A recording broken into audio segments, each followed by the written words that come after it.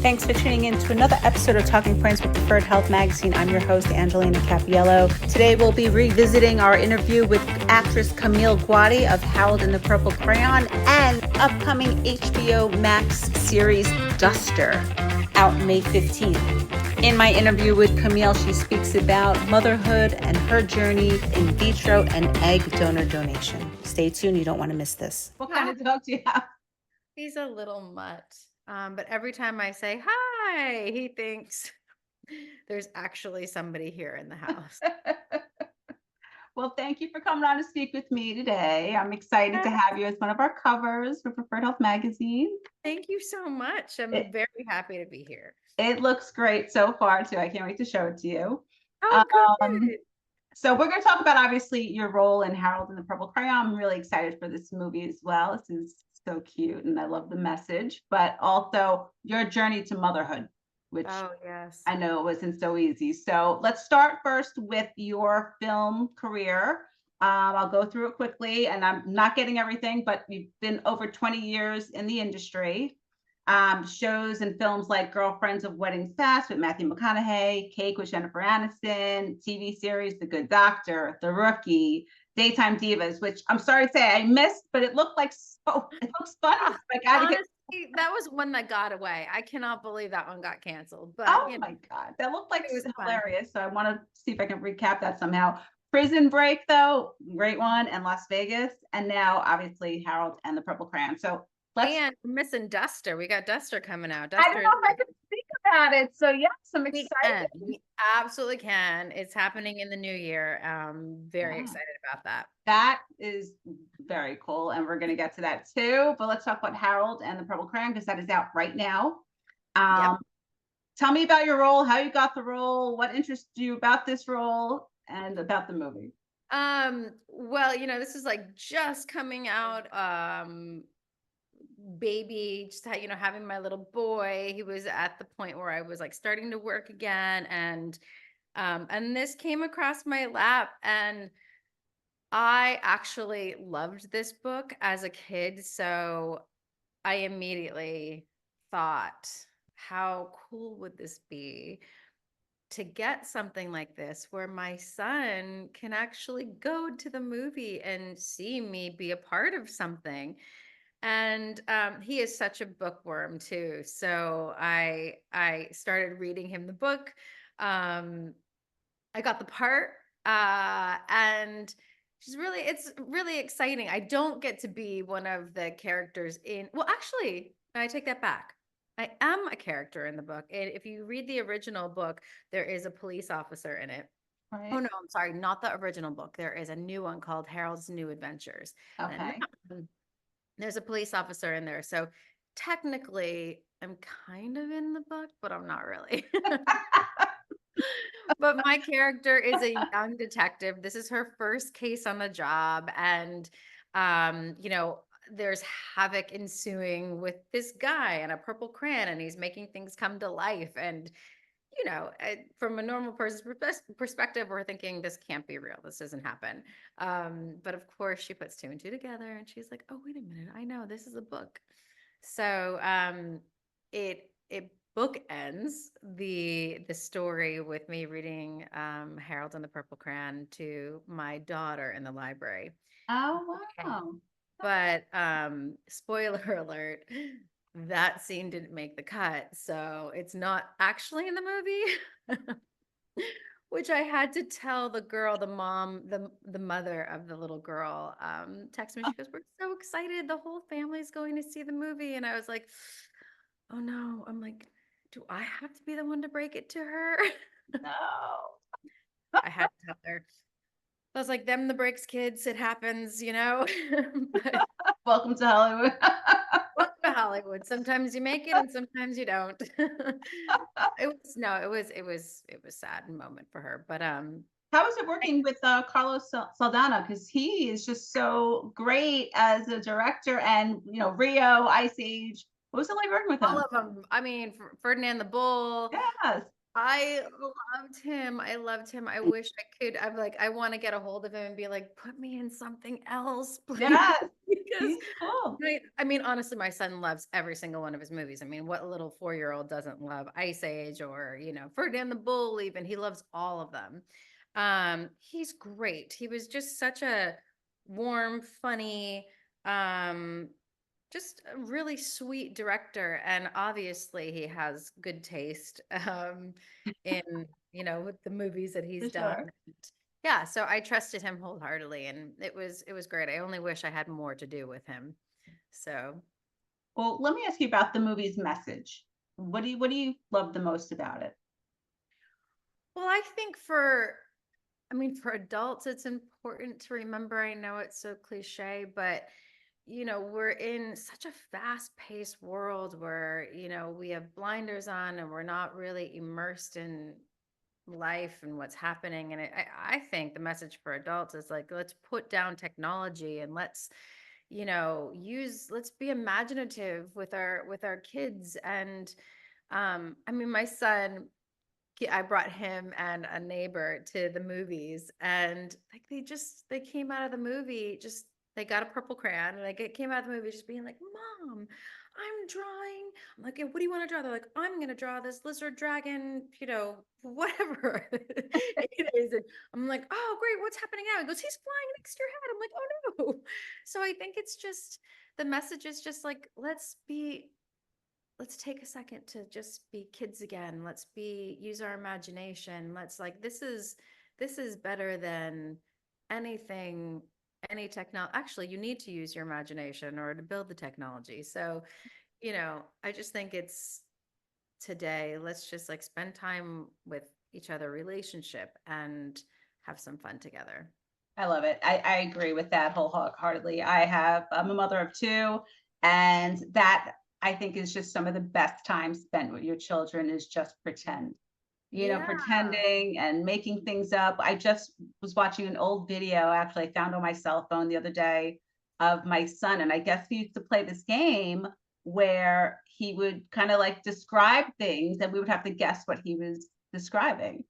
And it Yeah. was the cutest little thing because there's the little 3-year-old boy. It's like, he's in the forest and something, and it Oh, was just so cute. So I love it. But speaking of imagination and obviously making dreams come true, motherhood for you. yes. Okay, it wasn't an easy road, obviously. I mean, we're going to talk about it anyway. I know about it, but we want to tell the audience. And just how old were you when you began? Because I know a lot of women have trouble with working their career, and then of course wanting to be a mother. Mentally, physically, we might feel as younger than we are, but biologically, I know that the clock is always ticking The for us. clock is ticking. So Yeah, so it was twofold. I mean, I definitely felt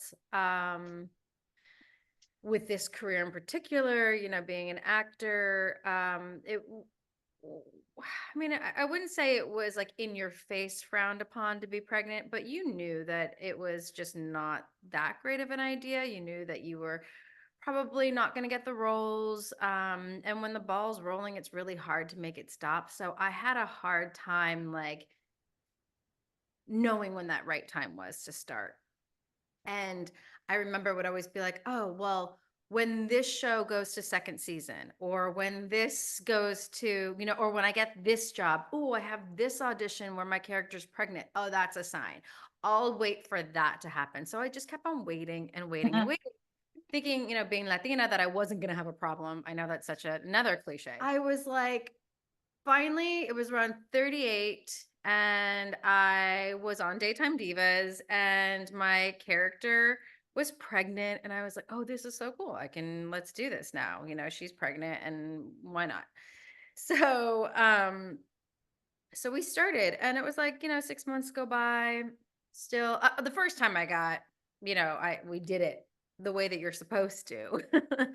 I thought I was pregnant. I'm like, oh my gosh, I'm like 10 days late. My boobs are big. I'm like, oh, this is so easy. Wow, I'm pregnant. And then, I get, what you're supposed to get, your period. And was devastated by it because I really did think I was pregnant. But not as devastated as it got. And then 6 months went by, and someone said, why don't you just go to my friend? He's like a fertility doctor and just get your levels checked. And I had no idea what that meant. I'm like, what? I'm 38 at this point, and I didn't know what that meant. And that should just go to tell you that there is just not, I think we're getting there now, right? But there was not any information given to me by my gynecologist Wow. or anything like, hey, if you're planning on being a mom, let's like figure out, a little bit of a game plan here. Sure. Which is why I now advocate for women when it comes to this. And long story short, I got my levels checked, and the guy said, well, your insides are not matching your outsides, because he thought I looked so young. and I was like, okay, what does that mean? He's like, well, your ovaries are acting as that of a 50-year-old woman. Mm. And I was, whoa, okay, so I can't get pregnant? And he's like, oh no, you can get pregnant, but it's gonna take you some tries. And I was like, tries? So we have to do IVF? Because yeah. So we did IVF. I mean, we did 5 retrievals. Uh, I had 21 of my own embryos made. 0 took. wow. And That's a lot. not just, and I say, like, I also like, maybe it sounds like a lot of the 5 retrievals, but I was like, it wasn't just the 5 retrievals. Like, because I was working, one of the doctors was like, let's put you like on medication the whole time, and we'll fly your husband out to where you're working, and like then you can get your ovaries checked, and at the time that your egg is going to drop, we'll send him out there and you guys do the deed. So I was constantly for like 4 years on hormone medication. I did like where they shut down my system and put me into, menopause, and they reared me back up. And to Wow. say that I was bananas for a period of time, not just because of the situation, but also because of all the medication that was being like, zapped into me, is an understatement. Wow. So Yeah, that's not easy. yeah, it was. I think the hard part about it is like twofold, right? It's like not only was I experiencing infertility, but I also at the time felt so alone. And I know a lot of women say the same thing because I'm here at work. So when, if you're on whatever, if you're in the office, wherever you are, I know women experience the same thing where it's like you are going through such an emotional journey that breaks you, and you have to put on a brave face at work. You can't break down. You don't have time. Right. Like the first time that I did the IUI first time, and I went to set, not to set, but it was in Atlanta, and I'm in my trailer, and they're calling me, come here, they're ready for you on set. And I'm like, okay. And I just felt like I had to go to the bathroom. And I went to the bathroom and I found I just got my period. And so obviously I wasn't pregnant. And I'm like just shattered. And they're like, Camille, they need you on set. They need you on set. And I'm like, oh my God, how am I going to go out there? Because I couldn't tell anybody that I was trying to get pregnant. I couldn't tell anyone that I was doing IVF or any of this stuff, because the producers were male, and if they're watching, I'm so sorry. But you know, one of them said one time, "Oh, your character's pregnant. It's not sexy, so I think maybe we're gonna just like cut that storyline." And I'm Oh like, my God. Wow. "Cool." Scary. No, yeah, very. So you have all of that, and I'm taking all this in, and I'm like, I cannot let anybody know. Um, Even though I was on a cast of women, I started to open up as like time went on. But I'll jump in this story. But I decided after numerous times of trying and 21 embryos that didn't take, eventually I kept on like every time I was doing around, my IVF doctor was like, well, there's always donor conception. There's always donor conception. I'm like, get out of here with donor conception. La, la, Right. la, la, la, la. I don't want to hear about another woman's eggs in my body. Get out. Don't talk to me about that, especially not in front of my husband, please. I'm not broken. I'm fine. So, um, It's funny how we think that way. It's just funny that, I mean, we want our own. We do. We want to say we want our own, but I mean, yeah. we'll be your own, but Well, when you at think the time. about it, I mean, look, I get it. I get that statement because I was so about my own DNA. I'm like, and I think it's because I looked like my mom, or everyone was always like, oh, she's like the darker version of you. And and so I had this vision in my head whenever I was imagining being pregnant, that it was like a little mini me. Now, one, I'll go with the sentimental side of that. Part of not being able to get pregnant, you do have to like grieve that, because that's what we do. For how many years was I envisioning this little girl Oh, that looks like me? And that's an attachment to my, DNA. And so you go through that grief period. But then when you come out of it, you're like, how egotistical of me to think God. that I'm gonna have a little girl that looks like me. Like, also, what does it matter if you think about it?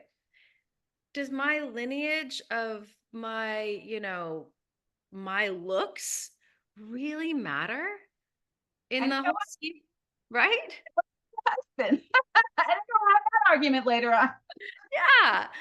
It's just, I think we have this attachment to DNA because I think because it's what we're told or what we're schooled. And I think at the end of the day, it's really about how you love, how you mother, um, how you nurture, how you rear and raise this child in this world. And Absolutely. whether I was able to carry him or not, I know that if I would have adopted him, I would have loved him just the same. But Absolutely. fortunately for me, I was able to carry, and it was a beautiful experience. And I'm so grateful that I was able to shift the lens. Um, because at first, this donor to me was, you know, just someone that I was jealous of. Oh, She was more of a woman than I was. These oh, these are my thoughts, right? I've heard that before. I do Yeah. understand that. I've heard that before. I hate it. I hate that sentence. I hate saying anything like that when it comes to anything womanly, and Yeah. for us to think that we're less than in any way. Hmm. Want to ask you a question though about the donor. Were you able to pick, like, do they have kind of this chart like they do with IVF where you can see the background? Maybe they have blonde hair, blue eyes. Like, can you choose? I think it depends on where you're looking. In the United States, you can. If you're in Spain, you cannot. Okay. Because I looked everywhere. I was like, let's go to Spain. And they were like, well, we choose a donor for you. Oh, I was like, that's do not I get to see? And they're like, no. And I was like, oh gosh, no, I don't think I could do that. that's Uh, strange. Yeah. Yeah. I mean, in a weird way, I guess it takes out a lot of question marks. And also I chose a donor that looked similar to me, except like the 10.0 version of me. Okay, good. That's great. And The superhuman. yeah. But the thing is he doesn't look anything like her. He looks everything like, my husband. Oh, So in that way, I can kind of understand where Spain does it that way, where it's like we can choose all these little bits and pieces of a person, but that doesn't mean that those bits and pieces are gonna make your make up your child's looks. Do you know what I right, mean? right, right. Or their, it is DNA. So yeah, I guess, brown eyes, blue eyes. Yes.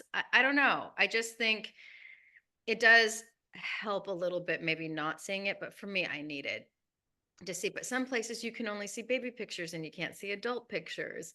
Um, but mine, I was able to have video, Oh, um, wow.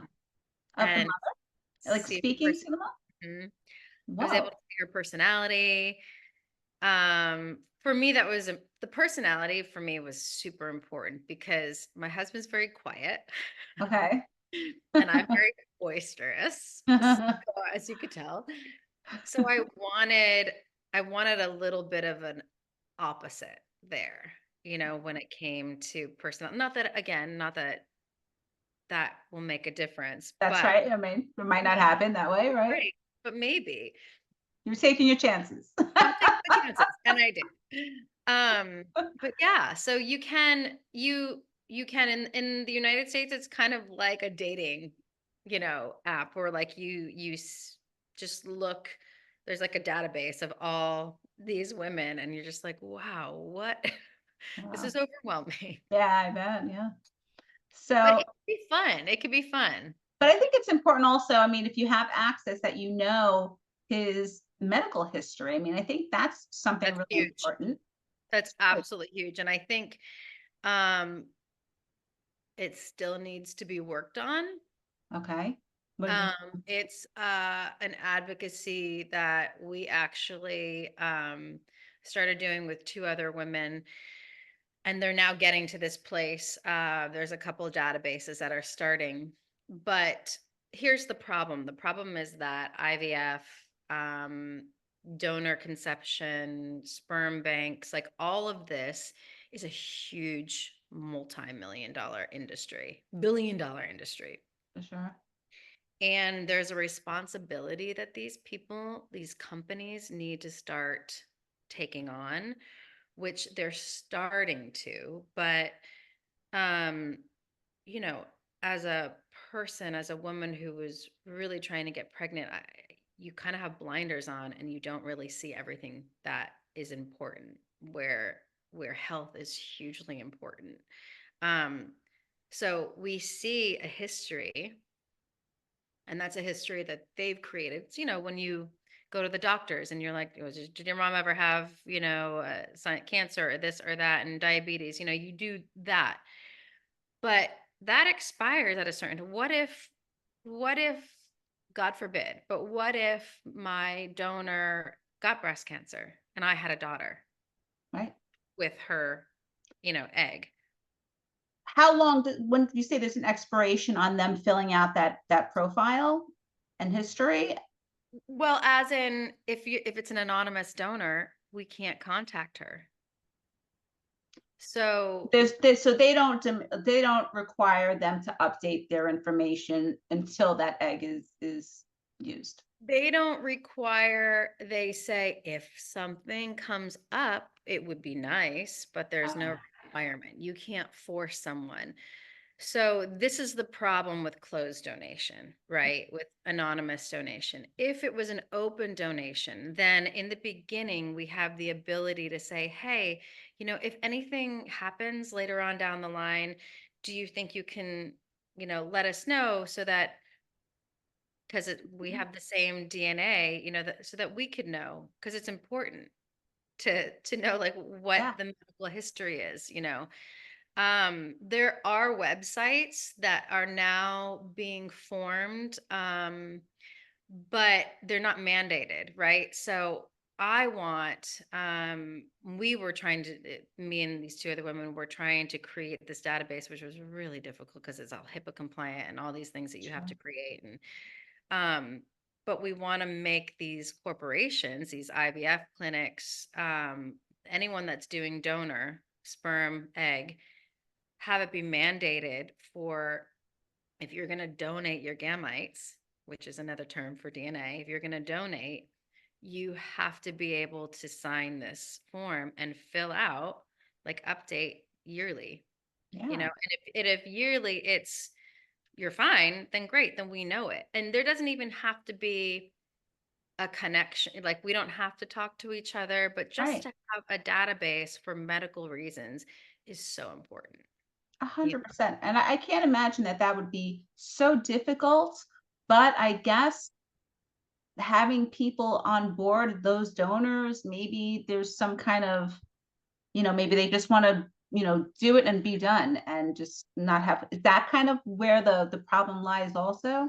Yeah, I mean, because of the way it's being sold, right? It's being sold as, hey, you want money to vacation? Hey, you want this? Donate your eggs. Where Yeah. um, we need to shift it to, would you like to help out this family who can't, whose, wife, or even if it's the man, that there's male infertility, it's on the rise more than women's infertility. Yeah. But we just don't talk about it as much. But I think there actually are agencies that are now solely, like, there's one called co-fertility, which means that when you sign on to donate your eggs, you are signing on to donate your eggs and to be connected with your the donor and the participant and the families. Wow. So, and I think there's something so beautiful about that, because then it takes away so much stigma.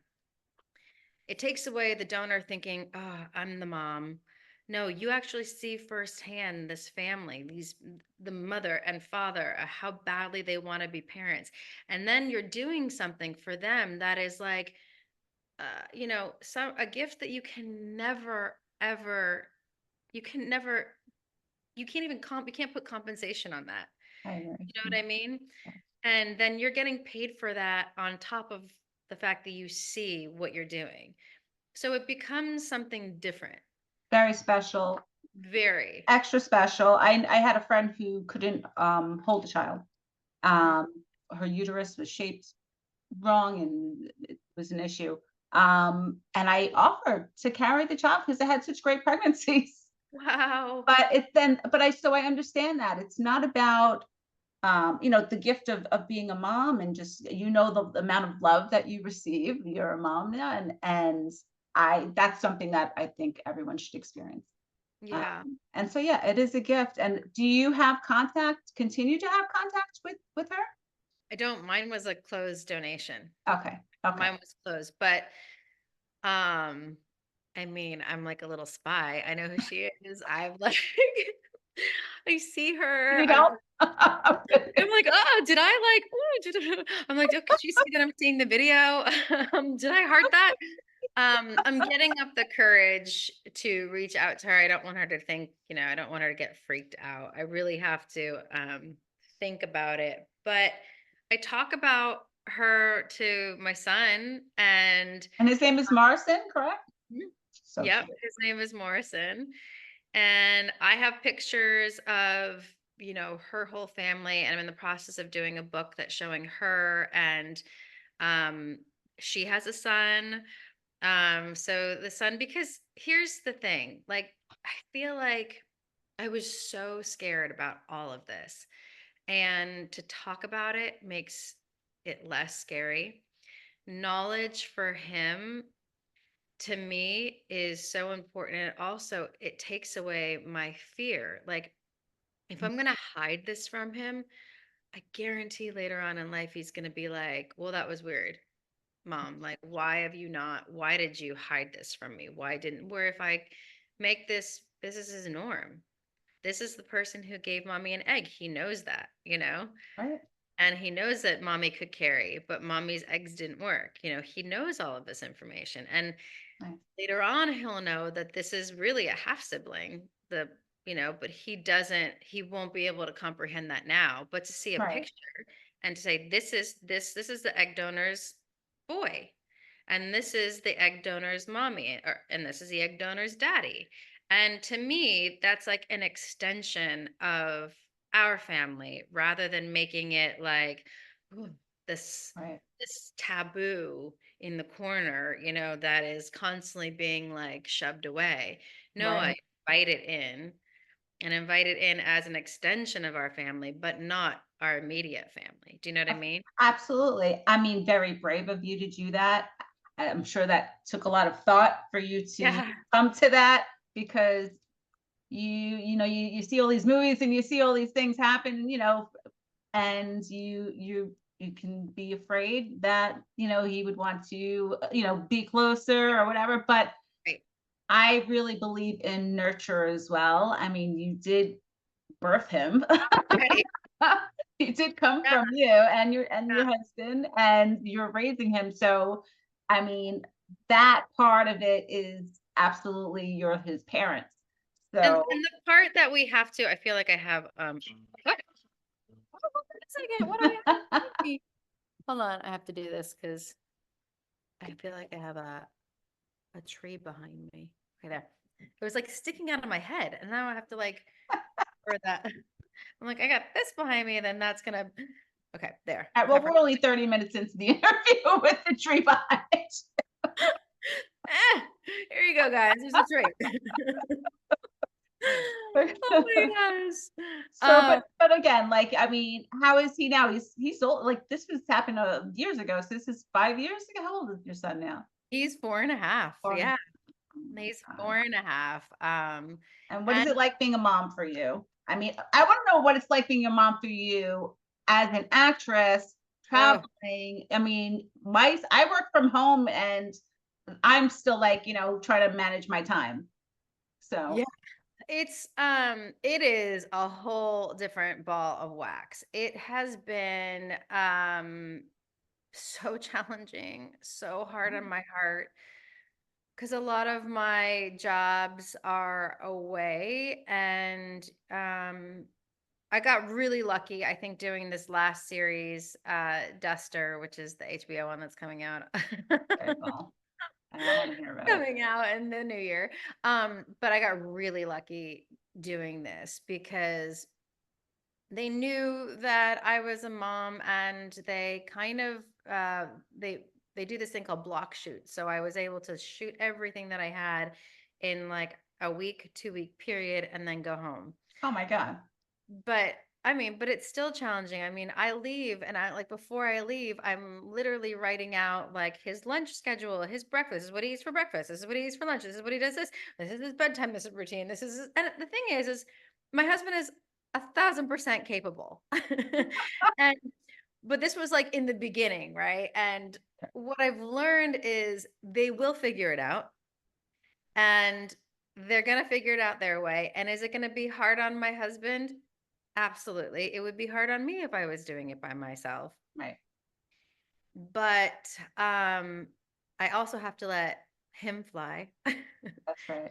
and let him be the dad and not worry about it. It's so hard. It's hard, yeah, because when I get that call being like, pick up your phone, and I'm like, oh gosh. Yeah, like 5, 10 Uh-huh. FaceTimes a day. Yeah, I mean, there were times, the 3 range was really hard when I was traveling because 3, he was really testing his boundaries. And so I think, Yeah. my husband would call me on FaceTime and he was in the middle of a tantrum. Mm, Like, oh, my heart just like sinks when you hear him cry and he goes, I don't know what to do. I just don't know what to do. And I was like, well, there's nothing I can do. right. So like, Call my best. yeah, you just gotta wait it out. Like, why are you calling me? And so no, I would tell him like, this is what I would do. And he's like, I'm not going to do that. I said, then don't call me. If Right. Right. you're not going to listen to my advice, then don't call me. Like the pang that you get from like not being able to help or be there, hurts. But we have now figured out really good stuff. I think what I have any parents out there who are listening and travel away, I always have a hard time on FaceTime because he didn't want to talk to me. And I Mm, was like, of course he doesn't want to talk. He's 3 and yeah. 4. He doesn't want to talk. Right. But what does he want to do? He wants to play. So I finally figured out, I'm like, oh great, I'm gonna play with him. So we would be like, let's play hide and seek. And like he would play hide and seek, or we would be like, let's go on the bed.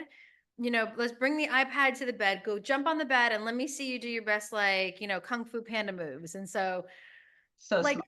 we figured out different ways. I would read to him, like, I would go to the library, I would get books, and I would read him books before he went to sleep. And so we just figured out what worked for us. That's a great, great idea that you had to do that. You got to Because play. you're right. 3 years old, they don't want nothing. They're not going to stay on the phone. How was your day? Yeah. He doesn't care. What you doing? Good. All right, bye.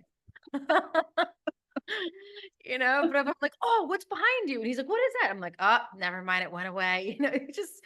You got to play. That's it. It's playtime, not like, tell me about your day. It's just like, they don't care. Yeah, no, my son is 10 and he's still terrible on the phone. Yeah. Yeah, they don't care. So let me ask you, what advice would you give to women who are considering egg donor, being an egg donor also, and just, that road that you took? Um, I mean, I say I say to a lot of women and men, to just, you know, you'll you'll know when you know that it will be time to enter into egg donation. Um, for some, it's really simple, and for some, it's not. And I think giving yourself that space um, to grieve and to be upset is okay. Like there's validation in that, and that your fears are also valid. But I will say at the end of the day that it didn't, like, my fears didn't really come true. I always feared that I wasn't gonna be the mom, and you are the mom. That kid, you will 100% love that child like your own. You will also get frustrated with that child like your own. So, I think it's just battling our demons inside of us. And you don't have to be 100% ready. You could still have those fears, but just trust your gut, and you'll be a mom.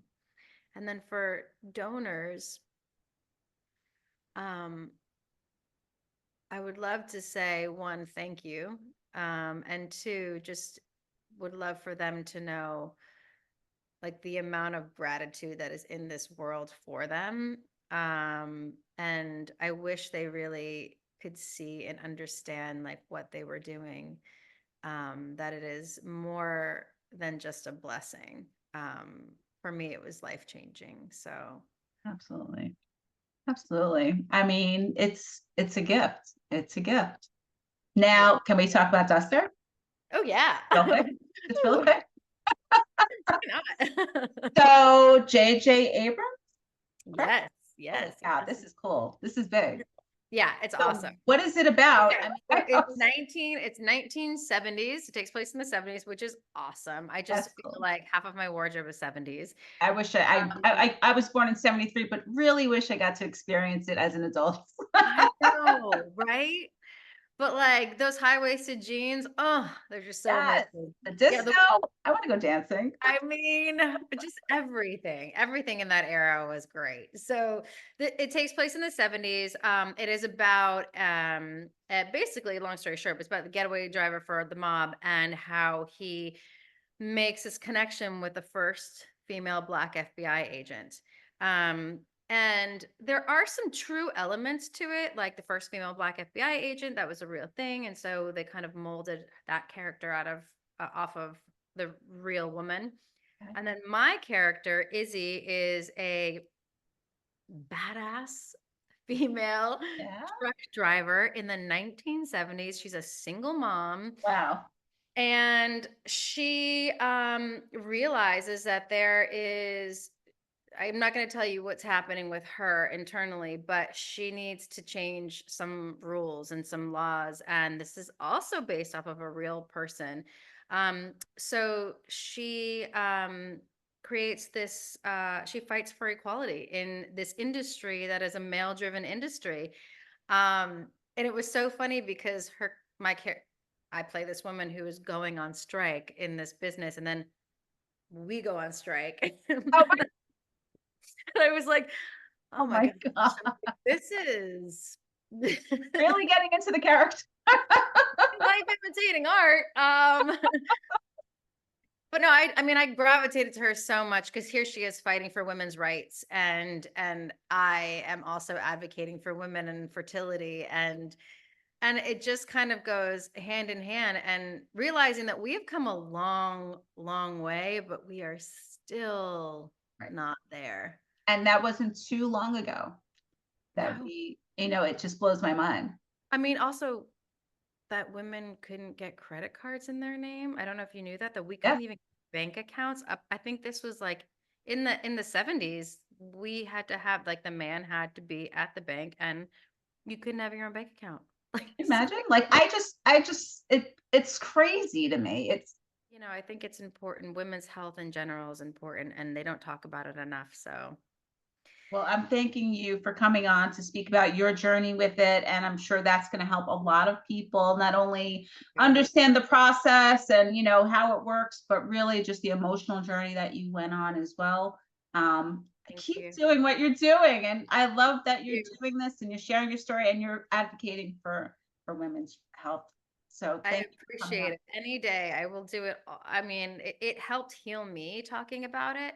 And I know just every time I speak, how many people I get coming forward and saying how it's really helping them. And I get so floored every time I hear that. But I'm happy. I'm grateful that there's a silver lining in this. I think it's important. Tuning into another episode of Talking Points with Preferred Health Magazine. Thank you, Camille, for being on the show. Happy Mother's Day to you all. And look out for Camille in Duster on HBO Max May 15th. Until next time, live well, be happy, live in gratitude, and keep health hip with Preferred Health Magazine.